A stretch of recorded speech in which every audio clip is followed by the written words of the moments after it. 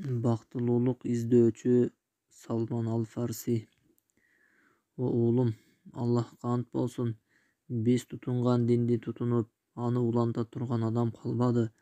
Эгер болгондо мен сени ага жибермекмин, бирок пайгамбар келе турган заман жакындап калды. Аммуриялык кечил. Бул улуу сахаба Персиядагы Исфахан шаарында төрөлгөн. Мен анын чыныгы төрөлүүсүндөгү укмуштуу окуяларынан баштагым келип турат. Бул Араб жарым аралында болгон. Салман Аль-Фарси Ясриб шаарында бир еврейдин колунда кулчулукта эле. Күндөрдүн биринде курма дарагынын башында отуруп, кожоюнунун бирөө менен Меккеден бир адам көчүп келиптир. Аны Аллахтын элчиси деп айтып жатышат деп сүйлөшүп жатканын угуп калат. Мына ошондо Салман сүйүнгөндүгүнөн денеси титиреп, тулку бою дүрттей түшөт. Ошондо мурда уккан бир кабарынын чын төгүнүн билүү үчүн курма дарагынан секирип түшүп, көчүп келген жат адам менен учурашууга шашып жөнөйт. Бирок кожоюну эмне болду сага мынчалык, ишиңди улант деп секиде эле Салман ага көзүнө толгон жаштары менен карап, жок эч нерсе эмес, жай эле бир кабар угуп, ошону билип келейин дедим деп жооп кайтарат. Мындан 20 жыл мурда Персиянын Исфахан шаарынын Жай деген айылында Салман Аль-Фарсинин кызыктуу окуясы башталат. Аны Рузба ибн Юзахшан дешчү. Күндөрдүн биринде атасынын жоголгон нерсесин издегени чыгат. Субханаллах. Мына ушул чыгуусу анын айылынан биринчи жолу чыгуусу эле. Атасы дыйкан эле, баласына өтө камкор болгондуктан чочулап, аны эч жака чыгарчу эмес. Бирок кудуреттүү Аллах аны адамзат тарыхындагы эң улуу муунга кошуу үчүн бир күн ага айылынан чыгууну насип кылат.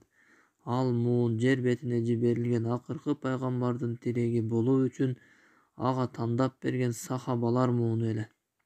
Салман Аль-Фарси жолдо баратып, кичинекей бир үжүрөдө ибадат кылып жаткандай үндөрдү угуп калат. Жакын барып көргүсү келип, үжүрөгө жакындап барса, анда перс христиандарынын поптору бар экен. Алар менен көпкө сүйлөшүп отуруп, Салман Аль-Фарси от парастыкты таштап, алардын динин кабыл кылат.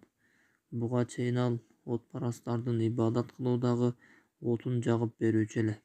Ошентип, Салман Аль-Фарси үйүнө кайтып келип, атасына от парастыкты таштап, христиан динин кабыл кылгандыгын айтканда, атасы ата бабабыздын динин таштапсың деп аябай ачууланып, аны кайра от парастыкка кайтканга чейин чыкпайсың деп үйүнө алып кирип, кол бутун байлап коет. Бирок Салман ал жерден качып Леванта шаарына өтүп кетет. Ал жерде шаардын эң чоң епископуна "Мен сенин кызматыңды кыламын, мага диниңди үйрөт" деп айтат. Чындыгында Салман анын кызматын кылып жүрүп, динин да үйрөнүп алат. Бир күнү Салман епископтун элдерден садакаларды алып, өзү үчүн жашырып койгонун көрүп, аны аябай жаман көрүп калат. Бирок Салмандын колунда жоктугу жана мусапырлыгы анын кызматын улантуусуна мажбур кылат. Бул колу туткак епископ каза болгондо, элдер аябай кайгырышып, бири-бирин кучактап ыйлап жатышканда, Салман аларга епископтун тирүүлүгүндө кылган кылыгын айтып берип, ошол жашыруун жерди көрсөтөт. Элдер ал жерден чака толуу алтын күмүштөрдү табышат. Ошондо элдер ал епископтун денесин асып, муундап кесип салышат да, анын ордуна башка епископ коюшат. Ал мурдагы епископтой болбой, аябай такыба, Кудайдан корккон адам эле. Салман анын окуучусу болуп калат. Аны Салман мындай деп сыпаттайт: "Мен 5 убак намаз окубаган адамды андан артык, андан өткөн такыба, дүйнөдө аскеттик кылып, акыретке умтулган жана ибадатка күнү-түнү тырышчаактык кылат деп айта албаймын". Ал ошондой эле. Ал өлүм төшөгүндө жатканда Салман андан "Мени кимге табыштайсыз жана мени эмнеге буйруйсуз" деп сураганда, ал мындай деп айтат: "О уулум, Аллахка ант болсун, бүгүн мен тутунган диндин башкасынын тутунганын көрбөдүм.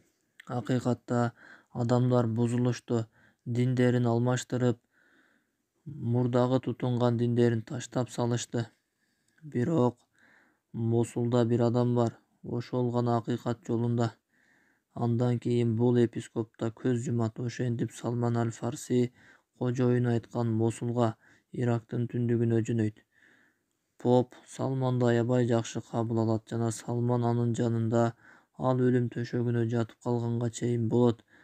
Андан да кандай осуят айтаарын сураганда Мосулдук поп мындай дейт: "О уулум, Аллахка ант болсун, биз тутунган динде дагы ким бар экенин билбейм. Бирок Нусайбин шаарында бирөө бар, акыйкат ошондо. Ал да каза болуп, Салман кайрадан акыйкат издеп Нусайбин шаарын, азыркы Түркиянын чыгыш-түштүк жагын көздөй бет алат. Салман ал кишини таап, ага болгон окуяны айтып берет. Ал да Салманды жакшы кабыл кылат. Салман андан таалим алуусун ага өлүм келгенге чейин улантат. Анын да осуятын сураганда ал мындай дейт: "О уулум, Аллахка ант болсун, сени жибере турган биздин динибизди тутунган эч бир адамды билбеймин. Бирок Аммурияда биздин динди тутунган бирөө бар, сен ошого баргын." Кожоюну өлгөндөн кийин Салман бактылуулукту издөөдөгү жолун улантат. Көп өтпөй Аммуриядагы адамга да жолугат. Ага бактылуулукту издөөдөгү башынан өткөргөн укмуштуу окуяларын айтып берет. Ал Салманга мени менен кал деп айтат. Салман андан таалим алуусун ага өлүм келгенче улантат. Өлүм төшөгүндө жатканда Салман айтат: "О паланча, мен паланчанын жанында болдум. Ал мага паланчага баруумду осуят кылды эле. Ал түкүнчөгө, ал да паланчага, ал болсо түкүнчүгө, тиги паланчага, ал түкүнчүгө жиберди эле. Ал мени сизге жиберди. Мага кандай осуят кыласыз жана эмне буйруйсуз?" деп сурайт. Аммуриялык адам айтат: "О уулум, Аллахка ант болсун, сени жибере турган биздин динди тутунган эч ким калбады. Бирок Ибрахимдин дини менен келчү пайгамбар чыга турган заман жакын калды. Ал арабтардын жеринен курма дарактуу эки тоонун ортосундагы жерге көчүп барат.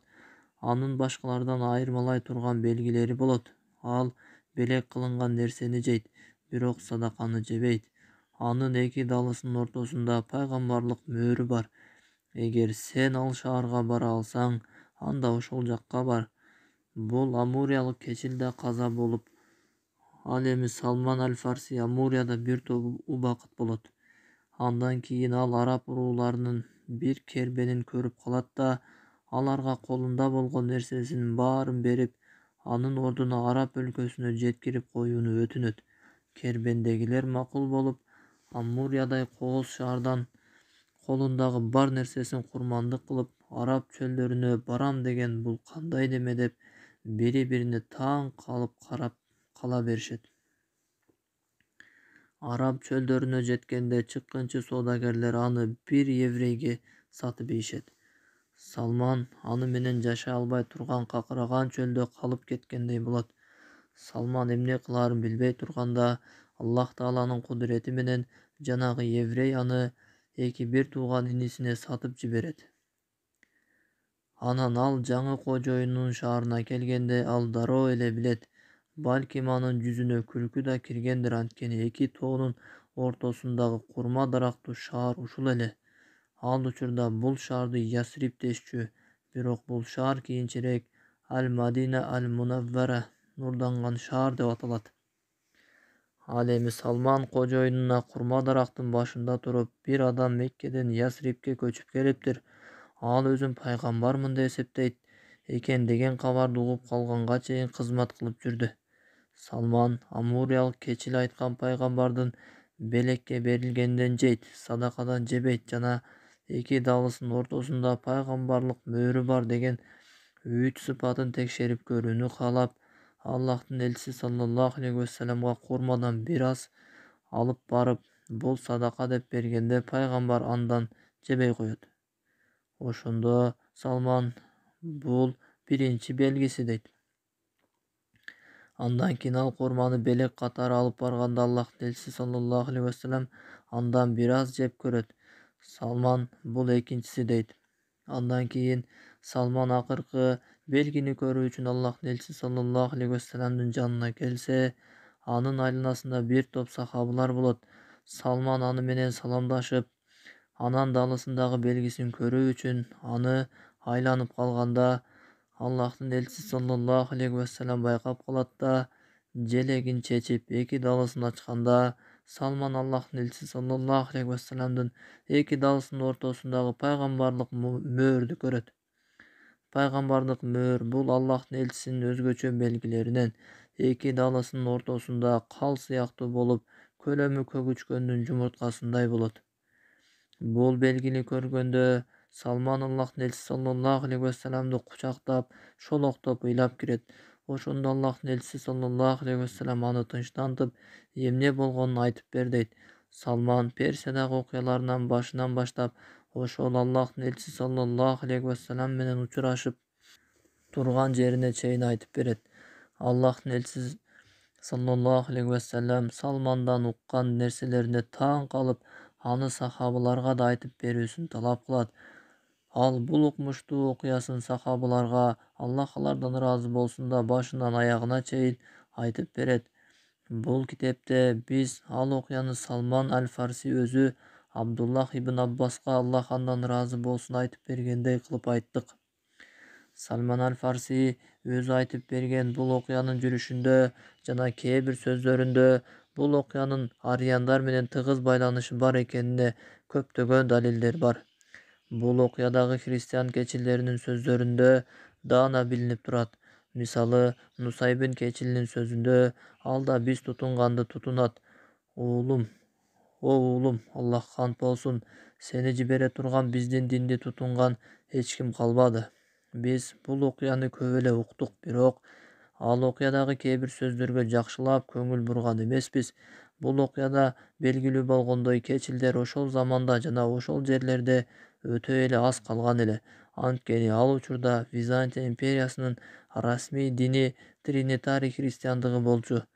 Ошондуктан империя жалгыз кудайчылдарды катуу азаптаганда, жалгыз кудайчыл кечилдер узак жактарга качып, ошол жакта тринитарий чиркөөлөрдөн узак иштөөгө мажбур болушкан.